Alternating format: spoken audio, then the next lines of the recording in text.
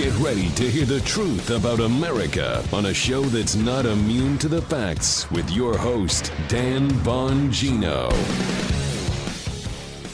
Happy Columbus Day, everyone. The left wants to call it Indigenous Peoples Day. They just make stuff up, holidays up. It's Columbus Day, so happy Columbus Day. I know you're all triggered out there on the left. As you can tell, I really don't care. Let's go, Brandon tweets breaking out all around the country this week, and I got some of that. I've got a loaded show. Also an interview I heard on Fox News that candidly, I was shocked to the point where I had to put the remote down, turn my eyes to the TV and say, did I just hear what I just hear?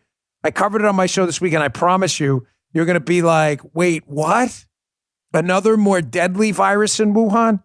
Coming up. Hey, I protect my data with a VPN. Get a VPN today. Don't wait. Go to expressvpn.com/Bongino. Welcome to the Dan Bongino Show. If the show looks a little different, we've upgraded the studio, upgraded the technology. It should sound and look a little better. Having said that, Joe is listening, but we're still working on that connection with Joe. So we will get to that. Loaded show. Also, the Southwest scenario situation described in real world terms, not leftist spin terms, because you can always count on them to produce Soviet propaganda. Today's show brought to you by friends at Brickhouse Nutrition.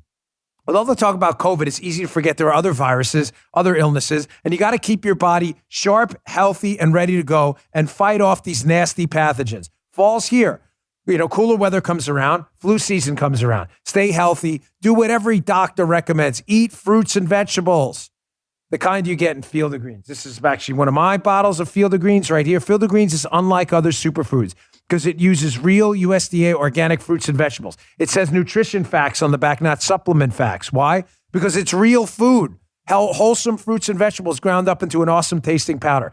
It's packed with antioxidants. It can support heart health, metabolism, blood pressure, and digestion, plus it's pre- and probiotic.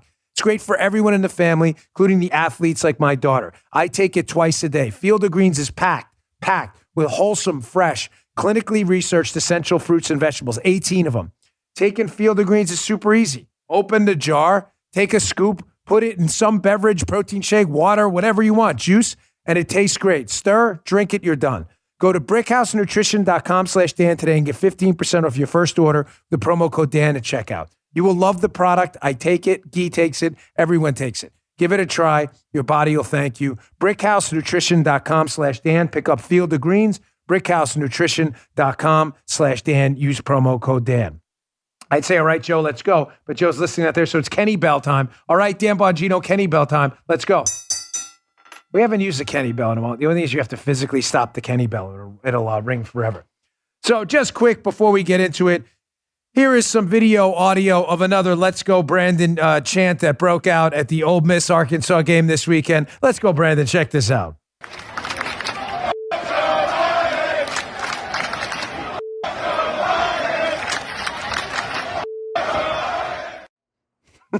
Let's go, Brandon chants going viral. I hear it's gone global now, which is really good. Let's keep it going. Let's have Brandon continue to go. Well done, folks. All right, getting to the serious stuff. This goes under the title, and I have this written down in words exactly this way. What in Hades did I just hear on Fox this week? So I'm watching this interview, right? And just to be candid, because I owe you that, I'm brushing my teeth in the bathroom, right? I have a little TV to the side, small one. It's not like some mega TV or anything. And I hear this doctor on, Dr. Quay, who had written a great op-ed in the Wall Street Journal we had covered earlier in the week. And he's talking about the Wuhan lab and some research they had done on the Wuhan lab where the coronavirus emanated from and what is now confirmed largely to be the lab leak from there. And he's like, hey, there's this other virus. And it was said so casually, I'm not sure the host initially caught on to it. Now, Martha McCallum interviewed the guy later in the week, and she caught on to it. And the doctor who interviewed at the Wuhan lab, Guy, you heard this, right? Were you not like, I'm not crazy. Honestly, Guy, tell me if I'm nuts. Did you hear this and go like, did he just say that? Yeah, right. Listen to what the doctor says about another virus in the Wuhan lab they found evidence of, right? Its lethality. And how I think the host just was like, had so much going on. Here, just hear this for yourself. Check this out, Dr. Quay. So I think obviously the most important thing is we've gotten through this pandemic in one form or another, but definitely not have another one. So some of the additional work I've done has shown that this very laboratory that I believe was involved with SARS-CoV-2 was working on the Nipah virus, which has an 80 to 90% lethality. So in December 2019, they were working on doing genetic synthetic biology with the Nipah virus. This has to stop. We need to stop doing these kinds of dangerous experiments and figure out how, if we can ever do them again in a proper fashion.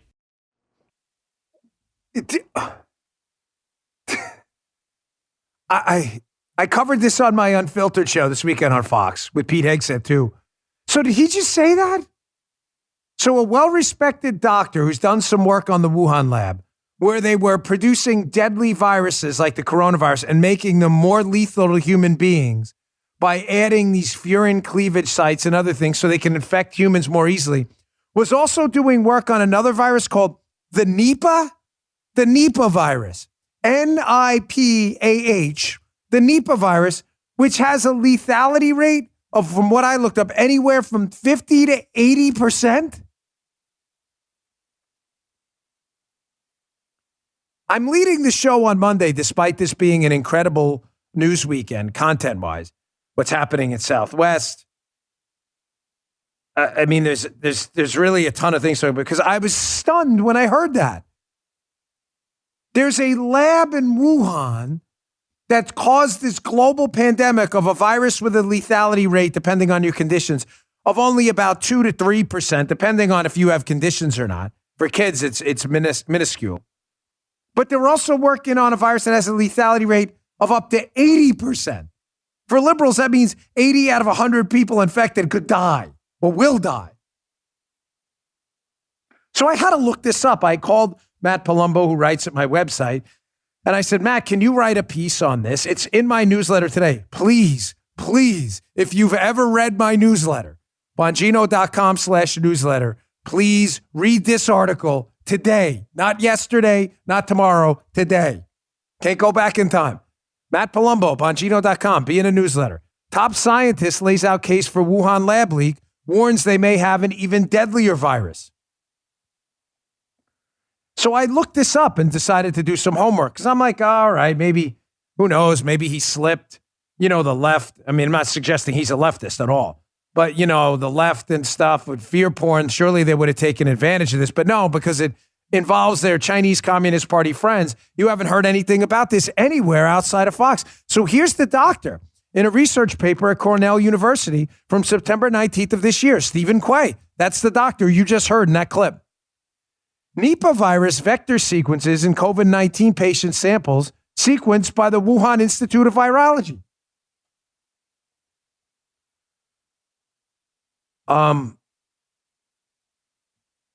I'm not a hysterical guy. You know what my golden rule about panic, right? Panic kills, and don't be a bed hitter with an S in front of it. For those of you who listen to my show for a while, we had an expression in the Secret Service for people who panic, because panic always kills. We call them bed hitters with an S in front of it. Don't ever be a bed hitter. But I went out this weekend and kind of stocked up on some stuff. I don't know. I'm not taking any chances anymore. So I looked up the Nipah virus outside of the research and did some more homework on it, Nipah. And here's a BBC article about Nipah, the other virus that worries Asia. Quote, there are several reasons Nipah is so sinister. The disease's long incubation period, reportedly as long as 45 days in one case, means there's ample opportunity for an infected host, unaware that they're even ill with it, to spread it around. It can infect a wide range of animals, making the possibility of it spreading more likely. And it can be caught either through direct contact or by consuming contaminated food. Someone with Nipah virus may experience respiratory symptoms, including a cough, sore throat, aches and fatigue, and encephalitis. Well, that sounds bad. A swelling of the brain, which can cause seizures and death. Safe to say it's a disease the WHO would like to prevent from spreading. You think? Folks, how are we letting this Wuhan lab continue to do this? How is the WHO, how is this not priority number one? They have found sequences of this Nipah virus in the same lab that caused this last global plague. This would make this global plague look like a romper room episode. How is this lab continuing to exist without global international pressure to shut this thing down? I can't believe we're reporting on this Nipah virus. It's Monday, October 11th. Had a look at the date. I am praying, I mean that, praying that this story is relegated to the dustbin of history and that 2 or 3 years from now, somebody looks back and goes, remember Dan Bongino talking about that Nipah virus crazy thing? What a nut. That would be the best day ever in my life. Not kidding. Well, read the story at Bongino.com. Please, it's airing a newsletter today. Again, Bongino.com/newsletter. Please check it out. Open the newsletter. Read the story. All right, moving on because I got a lot to get to. Folks, what's happening in Southwest? It reminds me of something we've talked about a lot on this show. Remember the dancing guy video? I'm going to play it in the middle, play it coming up, and with some commentary by a guy by the name of Derek Sivers. It's the dancing guy video is a video played often in leadership schools. I saw it in a political training class I took for activism one day, kind of like a training seminar, how to get people involved in politics. You see this video, if you haven't seen it yet, I encourage you to watch the whole thing. I'll get to it in a minute because it relates to what's happening with Southwest. If you haven't heard, here's a CNBC article concerning Southwest and what happened this weekend with mass cancellations. Southwest Airlines cancels 1,800 flights. Didn't even know they had 1,800 flights, blaming weather and staffing. Which is interesting because the weather around the country was actually quite nice this weekend. And you would think if weather was causing mass cancellations at Southwest, you would think the weather would cause mass cancellations with other airlines as well, which are flying over the same United States through the same weather. But that didn't seem to happen, which I would call really, really weird. So why is it that Southwest seems to be canceling all these flights and feeling pain right now? Well, what's been going around on social media and elsewhere, I cannot directly confirm it, but reputable sources have assured me it's happening, so I'm putting it out there because it's newsworthy, is that pursuant to the vaccine mandate, there's been a mass job action at Southwest, and people are not showing up to work. Ladies and gentlemen, nothing is going to change on this planet without sacrifice. Traveling is not easy. I certainly don't wish ill on travelers out there who are just trying to get home. I travel all the time. It sucks. I hate traveling. I hate commercial air flight. It is one of the worst. Gee, can you not vouch for me? I don't live a really extravagant lifestyle. The one thing I pay money for is to get around commercial air flight because I hate it that much. But folks, nothing's going to change with this country for freedom and liberty and turn the tide against the vaccine mandate quicker than people jumping out there and leading from the front. And if the story is true, it's been reported by many about some kind of a job action at Southwest as people call in sick in protest of the vaccine mandate. I think you're seeing the beginning of a mass movement in the United States to start to take this country back. Everyone's going to take it on the chin a little bit. I wish there were an easy answer here. There is not. This fight is going to come to your door. It is only a matter of time. It's only a matter of time. You can't avoid it. You can't avoid the door knock. The knock to take away your freedom and liberty is coming at your door eventually. Maybe not literally, figuratively in many cases, in some cases, literally. Something's got to change. And the numbers don't work for them. There are 333 million of us. There are a fraction of them. Big business, government, and big tech. A small fraction. We win. We have the numbers. They don't. If this is a job action, you are going to see this change things if we have other followers. Now, I'm going to make a controversial point here, not because it's controversial, but because it's often misunderstood. Leadership is, in fact, overrated. What? What do you mean leadership? You're always telling us, Dan, we're the leaders we've been waiting for. Exactly. Sometimes leadership is following. Now you're confusing us. No, I'm not trying to. Sometimes leading is following someone else's example. But being a leader in your community where you saw an example somewhere else in another community, you take on that leadership role there. Leadership and following are not necessarily disparate items when it involves a movement and a cause. Here's what I mean. I want you to watch this video. I played it before. It's a famous video. Again, it's played all the time in leadership schools. It's a guy dancing at a music festival. What you're going to hear if you're listening on podcasts only is you'll hear the music festival in the background. Just to paint a little picture for you, it's a guy doing some crazy dance. He's by himself. People are kind of laughing at him a little bit. 30 seconds go by.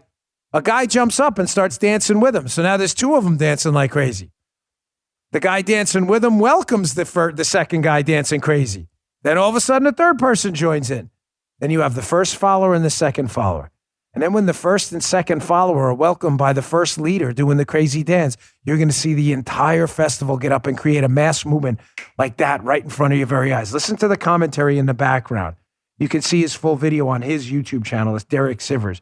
But this is worth your time because sometimes following is leading. Sometimes they're one and the same. Check this out. If the leader is the flint, the first follower is the spark that really makes the fire. Now here's the second follower. This is a turning point. It's proof the first has done well. Now it's not a lone nut and it's not two nuts. 3 is a crowd and a crowd is news. A movement must be public. Make sure outsiders see more than just the leader. Everyone needs to see the followers because new followers emulate followers, not the leader. Now here come 2 more people, then 3 more immediately. Now we've got momentum. This is the tipping point, and now we have a movement. As more people jump in, it's no longer risky. If they were on the fence before, there's no reason not to join in now. They won't stand out, they won't be ridiculed, and they will be part of the in crowd if they hurry. Folks, what do I tell you all the time about movements? Movements against cancel culture, which I'll get to next. Cultural movements. That once 51% of the people find out because they didn't know. They didn't know because everybody was quiet. I don't want to speak out against cancel culture. If not, I'll get canceled. But you know your neighbor hates PC, political correctness, and cancel culture. You know it. He just won't say anything. Once you find out that you're part of the 51% because people start to speak out, and that the cancel culture people, the crazy people, the mandate people, the anti-liberty and freedom people, the vaccine mandate people, once you find out, that they are the 49% and you are the majority, a movement starts with momentum. Please watch that video on my Rumble account, rumble.com/Bongino. The video podcast today is critical. I know you heard it, but I'd like you to watch it. Watch what happens. 3 lessons to take away from the dancing guy video highlighted by this guy, Derek. 1, nurture the first followers. Make them feel welcome. Don't make the movement about you. We're not grifters here. That's a leftist Oliver Darcy thing. We'll get to that in a second. That's a leftist phenomenon. Don't be grifters. The movement isn't about you. It's about the movement. So when the dancer, the first dancer dancing crazy, sees the first guy join in, he doesn't say, hey, sit down. I want all the attention on me. He welcomes him. He celebrates him. He's watched the video. He's like, hey, this is great. They start dancing together. And then when the third dancer comes in to join the second dancer, but who's the first follower? The second follower, but the third dancer, he feels welcome too as they both welcome him in. And now a fourth guy comes in and they all welcome him. Next thing you know, you have 6, 10, 20, and then the whole festival is dancing. Lesson number 1, nurture the followers. Don't make it about you. Lesson 2, which kind of segues from lesson number 1.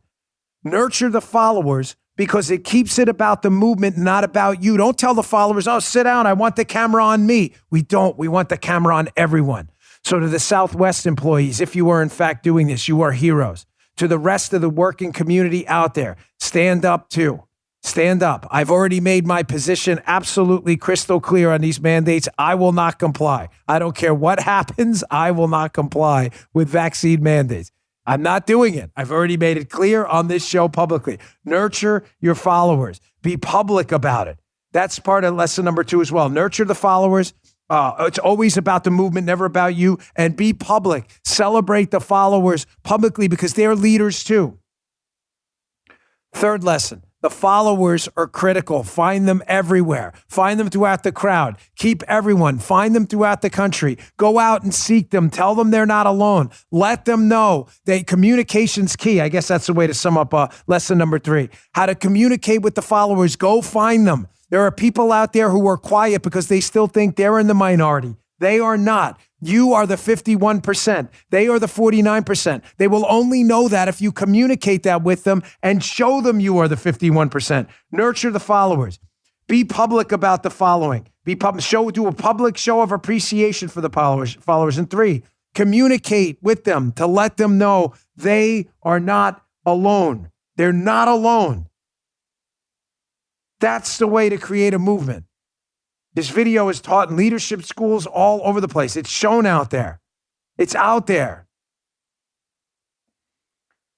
Folks, you're seeing this right now in the cancel culture wars. This applies not just to Southwest and the vaccine mandates, but the cancel culture wars as well, where people that I'm telling you the tide is turning. This is an inherently cannibalistic movement. I'm going to get to that in a second with a candidate for Congress, Dave Chappelle, Bill Maher, and what happened with a rap song this weekend. Very important show today. You are the 51%. You are the 51%. They are in the minority. I promise you. All right, quick break. Very passionate about today's show. I really enjoyed putting it together today. Sometimes it's a little bit of work. Today was a lot of fun. Hey, X-Chair. It's my X-Chair right here, right behind me. From the first moment I sat in my X-Chair, my body immediately said, this is what a real office chair is supposed to feel like. I mean, I never actually look forward to sitting in an office chair. Who does? Until I got the X-Chair. Why? Because it can give you a massage while you're working. It can heat up your lower back. My lower back always hurts because of deadlifting. Or it can cool you down. It's Florida. It gets super hot. All you do is press a button right here. My X-Chair does all of it. It's all in the Elemax massage and temperature regulation technology, exclusively designed and made for X-Chair. Pick one up today. And once you feel the customized support of X-Chair's patented dynamic variable lumbar support, your back will never be happy in any other chair again. High performance, quality engineering, extreme comfort. Those are all the reasons I love my X-Chair. Now I can't wait to be back at work. Sometimes I'll even do some show prep up here instead of the couch downstairs because of the X-Chair.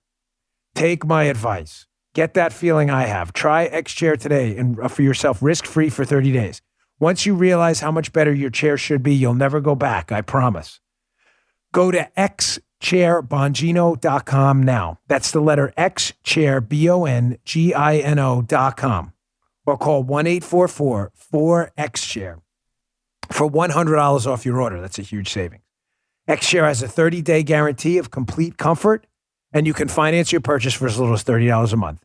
xchairbongino.com. Check it out today. Okay. So back to the sorry, I just heard something in my ear. That was me. Back to the culture war. The culture war. That was you, Joe. Yeah. Joe's very echoey because he's there. I thought I wasn't lying. Sorry, man. But we're still trying to figure out. We had some kind of hiccup. No, that's all right, buddy. You're part of the show always. The culture war. You are the 51%. This is like the followers needed in the anti-liberty, the war against the anti-liberty crowd with the vaccine mandates. You are the 51%. You may have heard the controversy over Dave Chappelle's new show. It's a fake controversy. He's a comedian. They tried to cancel Dave Chappelle. Dave Chappelle went out at another event after his comedy thing that I saw it on Netflix. It's very funny, right? And he said, if this is what canceled feels like, I love it. And he got a big round of applause. You are the 51%. Bill Maher's been red pilling the left for a while too. Here, showing you how the tide is turning. I haven't heard of this guy, but I heard of him now. High Res the rapper. He says on his Twitter account, wow, #1 most purchased rap song today.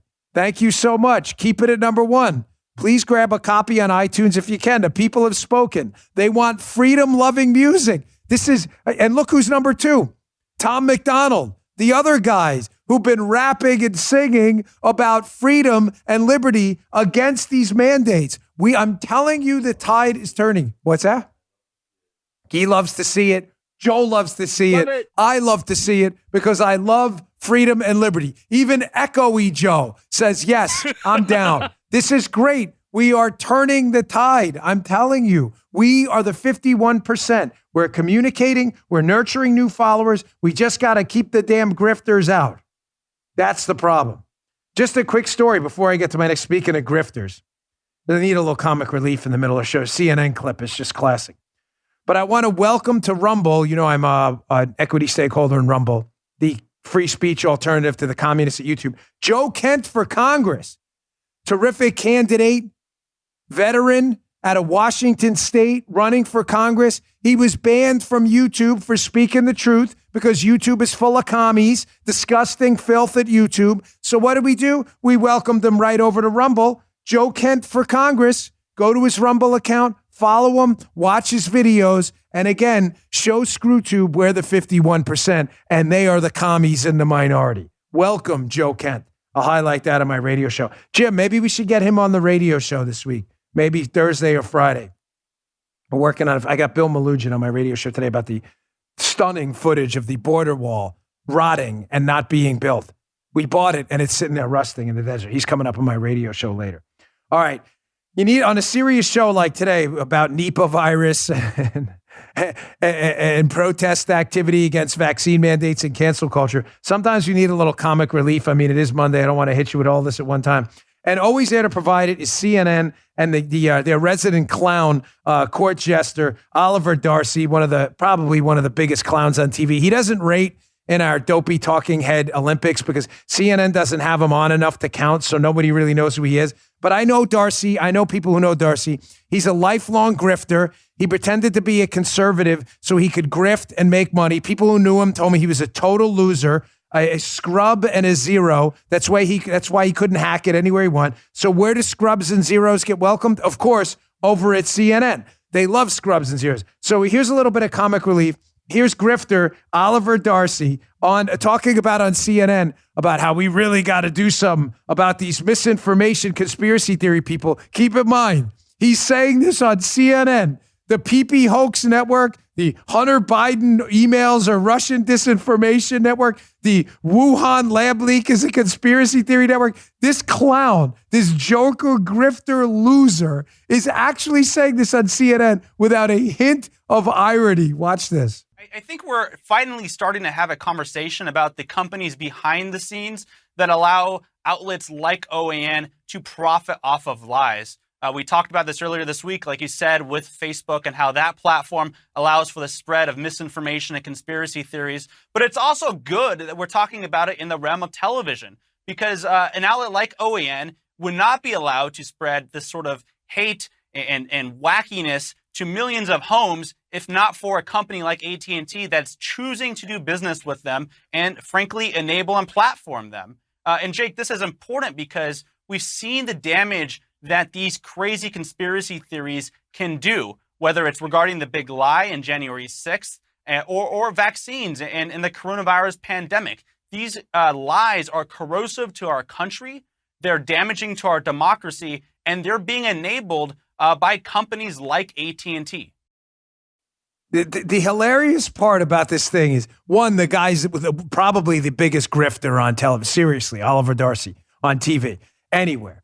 I mean, a noted loser. Everyone who's known this guy laughs and mocks him because he's such a buffoon. But that's not the funny part, right? The funny part about this thing is he's criticizing AT&T. There was some story in Reuters about some business tie to OAN, the conservative network. Yet AT&T has a known business tie with CNN that nobody watches. We have more viewers on a Saturday night on Fox than CNN has on in primetime, and trust in the media down to 10% or less. He never makes the connection. I'm a grifter. Nobody's watching me. My network makes up conspiracy theories. No one trusts us, and we're losing in the market of ideas. And what does he do? He's blaming conservatives at OAN. It's right in front of his face, this grifter loser, and he doesn't even get the answer. Here, by the way, from the old Leadership Institute is a quick bio of this career-long grifter zero, Oliver Darcy. Oliver Darcy is the editor of digital media at the Leadership Institute's campusreform.org. That was a conservative outlet, where he's tasked with reporting on waste, fraud, and abuse taking place on our nation's college campuses. Additionally, he's responsible for editing the website's content and graphic design. Prior to joining the Leadership Institute, Oliver founded exposingleftist.com, a video-driven website dedicated to exposing the inherent failures found at the core of liberal philosophies. Keep it up, folks, on the left. Keep following a network with no viewers, a media that nobody trusts because of grifters like Oliver Darcy. Yeah. Again, your comic relief for the day. I mean, right? Seriously. I mean, what a clown. I'm sorry you fell for this guy's buffoonery. All right, moving on. You know what, Keith? Folks, let me just get to my third sponsor here. I appreciate your patience. The sponsors are here to talk to you. They keep the show free, and we appreciate their time. I want to get to next, something coming up. We have a great explanation now for the golden rule. The golden rule, we view liberals as people with bad ideas, yet they view us as bad people with ideas. There's a big difference. Now we have an explanation as to why. You'll see it coming up next. Hardcore proof that these people have no idea what you know and don't know as conservatives. They just hate you. because they've been indoctrinated to hate you. All right, today's show also brought to you by my friends at MyPillow. You've heard me talk about MyPillow. Now Mike has done it again by introducing his new My Slippers. Well, hold on, let me show you mine. These are my actual pair, conveniently located in the studio. Mike's taken over 2 years to develop these My Slippers. They're designed to wear indoor, outdoors, all day long. You're not going to take them off. Made with MyPillow foam. They have impact gel right there to prevent fatigue. Nice and comfortable in there. It's made with quality leather suede. And for a limited time, Mike is offering 50% off his new My Slippers. Again, those are mine. The My Slippers are so comfortable, you want to get some for the whole family. How do you get them? Go to mypillow.com, click on the radio listeners square, and use promo code Dan at checkout. Or you can call 800-951-7163. You'll also get deep discounts on all the terrific MyPillow products, including the Giza Dream bed sheets, the MyPillow mattress topper, and MyPillow towel sets. That's mypillow.com and enter Dan. mypillow.com, enter Dan, or call 800-951-7163 and tell them Dan sent you. It's 800-951-7163. These deals won't last forever, so call now. The slippers are amazing. I was never a big slippers guy until we got these bad boys. Okay, so just quickly before I get to another stunning story about the break in the Spygate case, remember that tech executive? Oh, we got a little nugget on that baby. That's coming up too. But this is a perfect explanation for my golden rule so you can better understand the left, right? Understanding the left, you have to understand first this axiomatic truth about the left when dealing with them. Because they don't like you. They don't care about your ideas. I don't mean this to sound painful or rude. It's the truth. Debating a leftist on ideas is useless. They don't care about your ideas. They're not interested. They just hate you. We think liberals are bad, are people with bad ideas. They think conservatives are bad people with ideas. Therefore, arguing on the ideas is useless. So why do it? Because not everyone, thankfully, not even every Democrat, is a liberal. And when you're debating them on TV or in public or elsewhere, there's always a third person listening. That's the person you're trying to convince. The liberal is lost. Here's why they think you're a bad person with ideas, but they don't actually know your ideas. That's why they think you're a bad person. Great article in the Washington Examiner. It'll be in the show notes, and it's worth your time. Why don't liberals know what conservatives believe? They talk about these two recent tweets. One of them I highlighted last week, but I want to cover again. By liberal lunatics who tweeted out these things that are supposed to be insults to conservatives, and yet it's exactly what conservatives think, and they just didn't know. Here's one of them by Julia Ioffe, who worked at the New York Times, the Washington Post, the Atlantic, and a bunch of other kooky liberal outlets.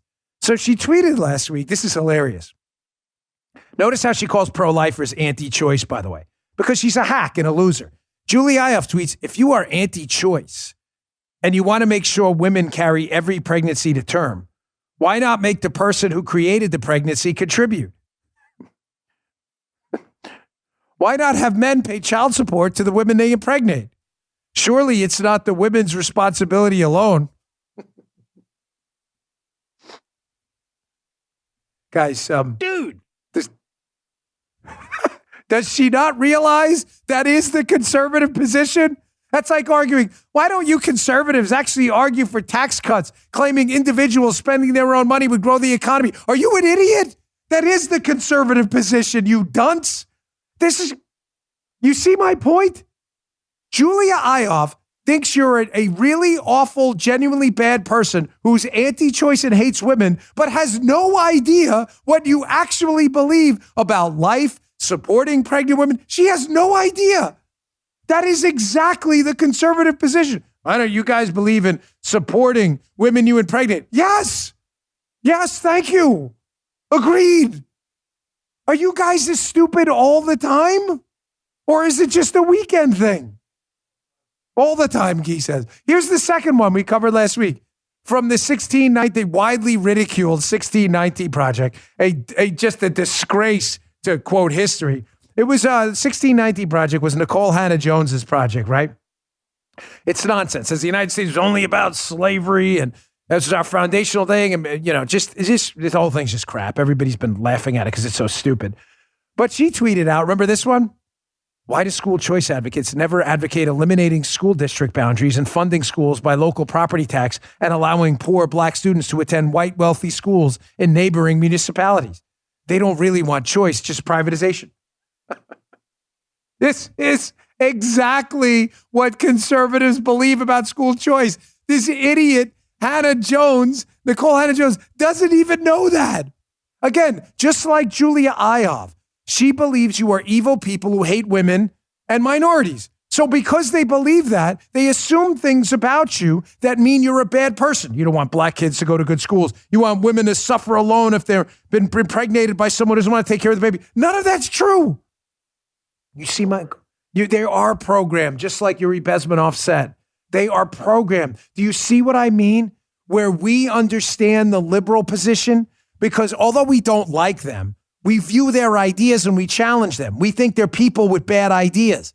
Liberals do not feel the same way. They are stupid. I'm sorry, but they are stupid people. Dan, you're going to insult them. I don't care. They're stupid. The evidence is everywhere. They are really stupid. They don't know anything about you. They assume you're a racist. You don't like women.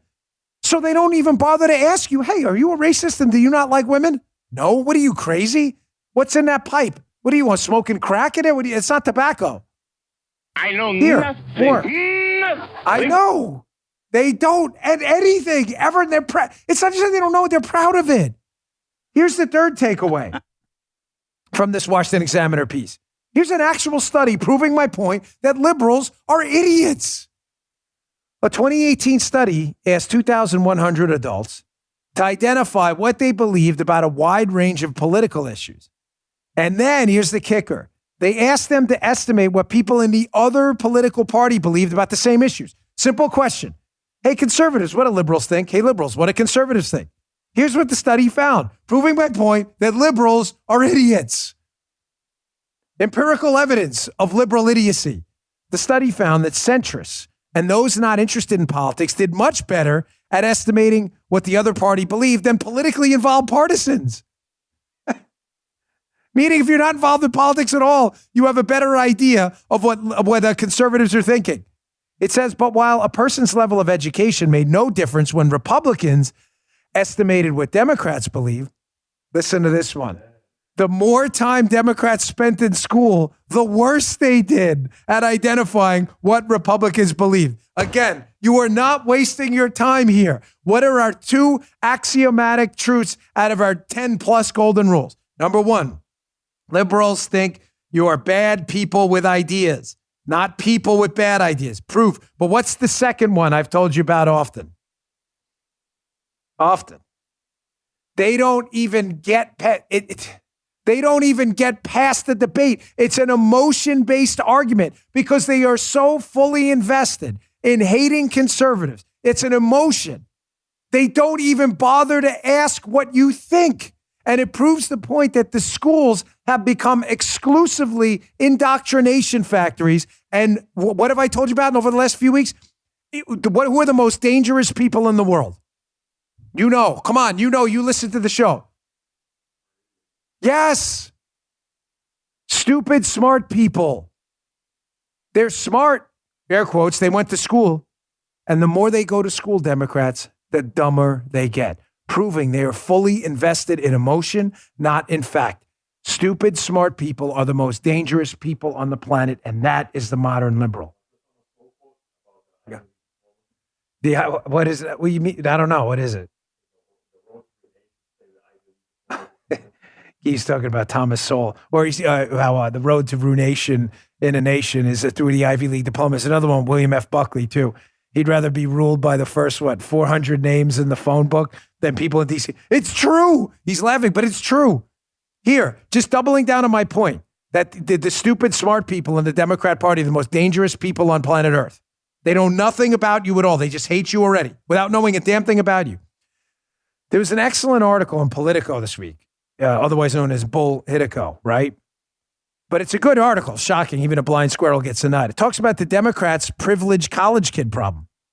It talks about a guy we've mentioned on the show before, a political analyst, David Shore, who's a leftist, who's been warning the Democrats, your party's being run by morons. Here, he say, at its most basic, here's Shore's theory. Although young people as a whole turn out to vote at a lower rate than the general population, the young people, the aforementioned type of young person, is actually overrepresented in the Democrat Party. According to Shore, S-H-O-R, look them up. The problem with this permanent class of young Democratic staffers is that they tend to hold views that are both more liberal and ideologically motivated than the coveted median voter. And yet they yield a significant amount of influence over Democrat Party messaging and policy decisions. Let me translate that for you. Liberals don't know anything. The more educated a liberal is, the dumber they are and the less they know about the population of the United States and what they're thinking. And the more educated they are, the more they find themselves in Democrat politics where they actually control the messaging, which is a downward spiral of stupid. It is the vortex of dumb I have talked about from the beginning of the show that liberals live in. Loaded show today, as I told you. Okay, you know what? Let's get to Thrill of Victory. We had a little comic relief before with that grifter, Oliver Darcy. But I wanted to, make you feel a little good on a Monday, too. My daughter talks like that. How do you feel? I said she was so cute, right? The eyes of a child. My daughter's 9. She was sick about a month and a half ago.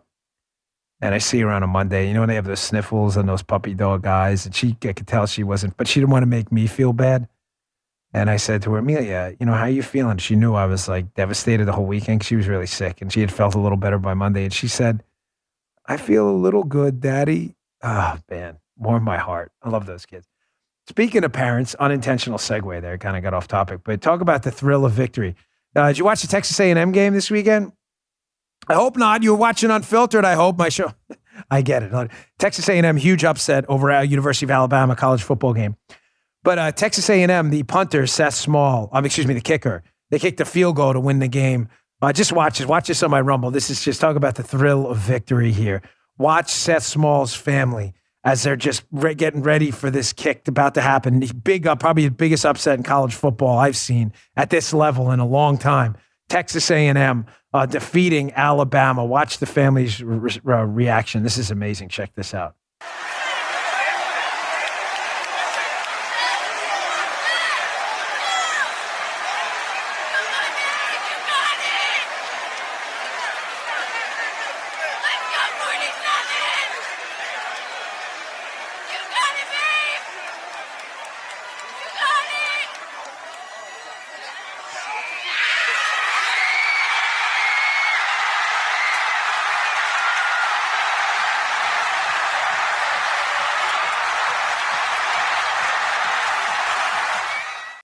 There's nothing like that. That's why I'm so mad at a lot of these professional sports and these wokeitarians, that they've stolen from me the collective energy of a crowd and the elation of being involved with a sporting event like that and being able to see it. That's why I revile you in professional sports for destroying that part of my life. Really. I'm disgusted by you all. Can't just let us enjoy the entertainment and that thrill of victory again. Watch that video, folks. Please watch the Rumble video today. It's worth your time. That's a really cool moment. Good for Seth Small and his family. That was it was an amazing game. Not that I saw it. Unfiltered was happening, but I did see some of the highlights. All right, let me get to my last sponsor, and then I want to get to an article I teased on Friday, which is incredible. A Real Clear Investigations article. Remember that tech executive that was accused of assisting in spying on the Trump operation through his tech company and a college? And I said to you, I kind of knew who it was, but it's important for me to be right, not to be first.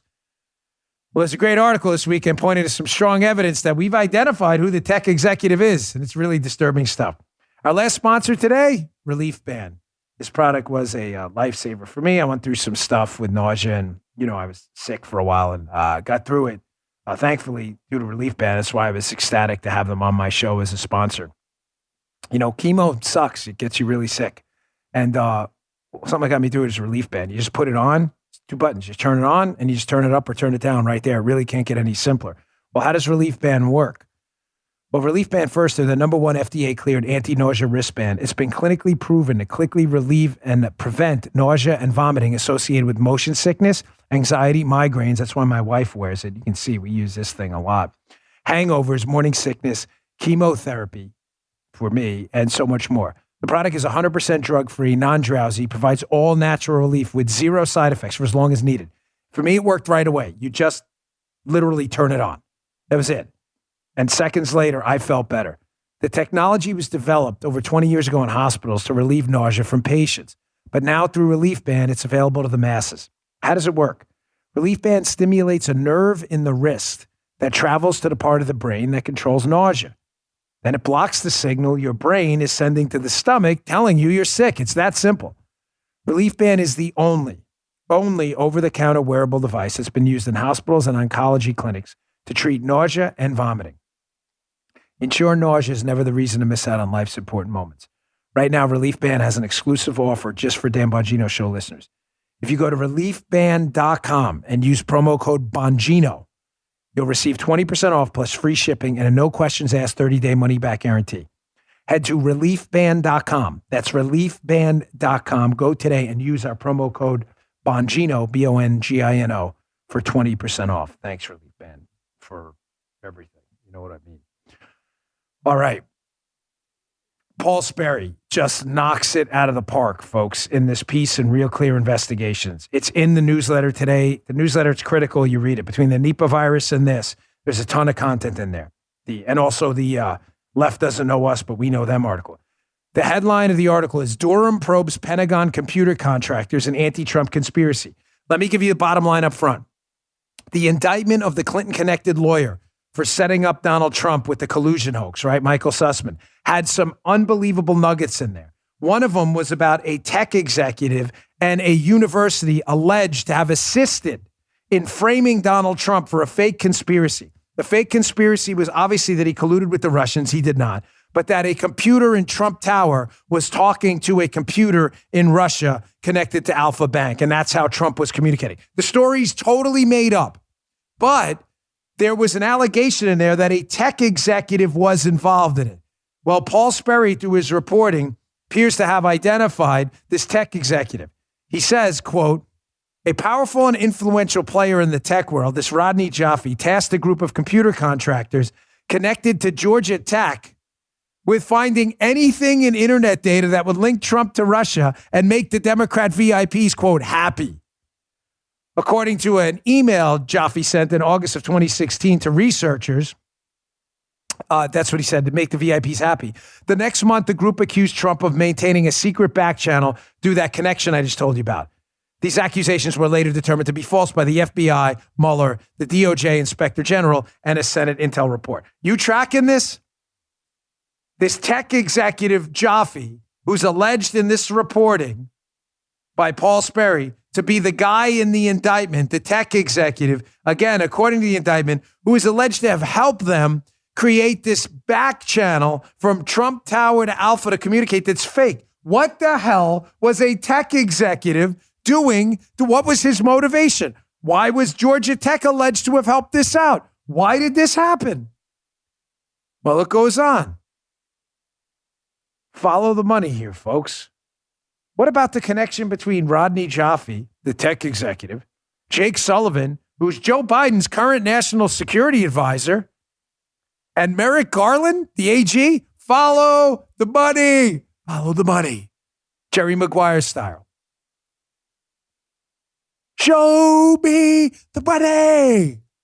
Show me the money. Okay, here we go. Here's a connection from Paul Sperry's piece. Read this sucker.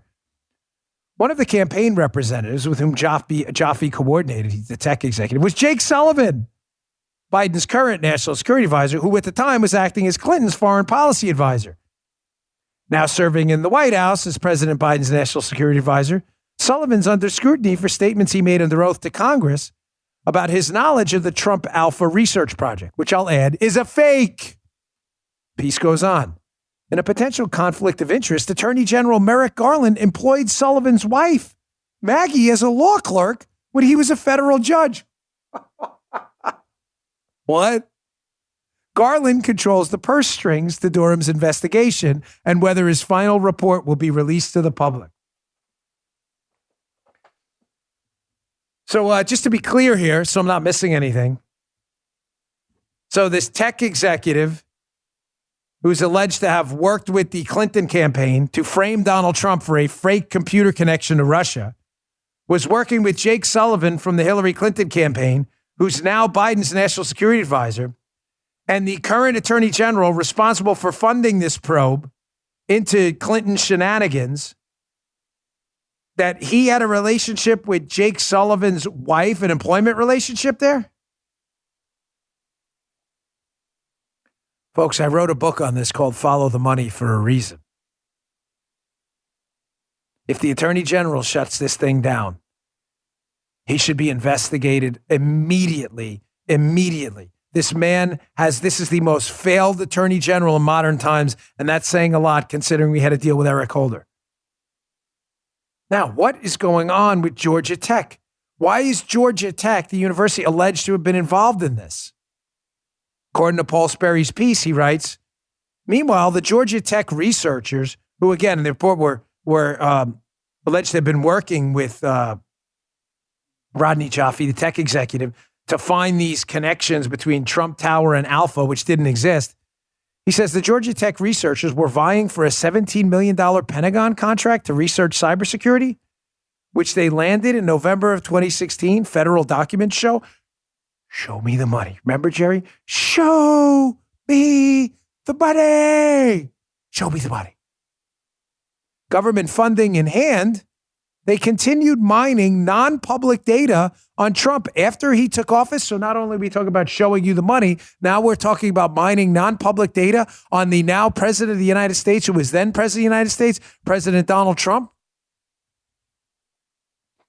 They were doing this, by the way, as Sussman, Sullivan, and other former Clinton campaign officials renewed their effort to connect Trump to Alpha Bank, despite the fact that there was no effort. There was no connection between Trump and Alpha Bank.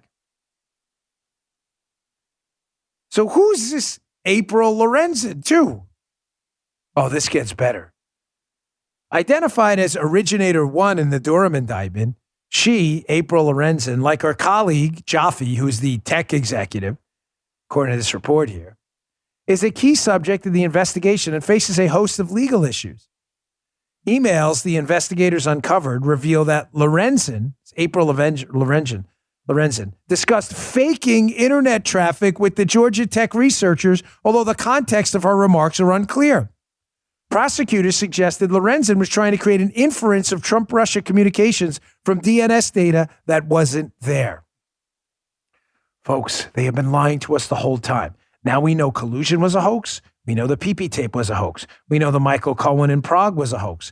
We know the Democrats being hacked by the Russians, the DNC, was likely a hoax. There's no evidence of an exfiltration according to the people who looked at it. And now we know the Trump Alpha Bank computer connection, not only was it a possible hoax, but may in fact have been faked the whole time to frame the President of the United States. It's only the biggest scandal of our time. Thank you very much, Paul Sperry, for putting together this piece. Now, on this last part, was the information in fact faked? In other words, the DNS data showing that Trump Tower communicated with Alpha Bank in Russia, was this fake? Was this even real? Here, the last piece of Paul Sperry's wonderful piece here. Alpha Bank, which also operates in the U.S., commissioned 2 studies that found the DNS data compiled by Jaffe and his computer operatives were formatted differently than the bank's actual DNS logs. And one study posited that the DNS activity may have been artificially created.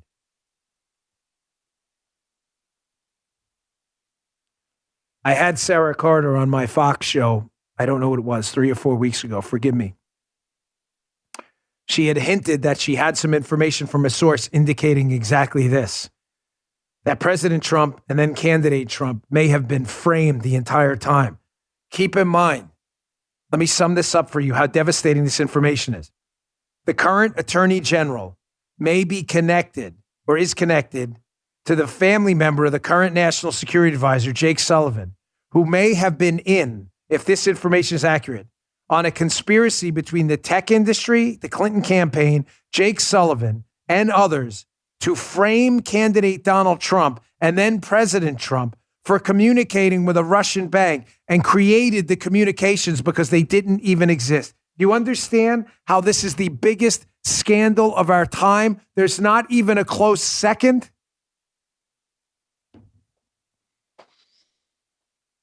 Folks, please read the piece. It's a long one. It's in Real Clear Investigations. It's in my newsletter today. There's going to be more on this in the days ahead, in the weeks ahead, as we find out again that even the theory that the DNC was hacked by the Russians, it was all made up. The media, Darcy, CNN, all these scammers ran with a story that was actually a story about Democrats framing the president of the United States, not an actual conspiracy with Russia.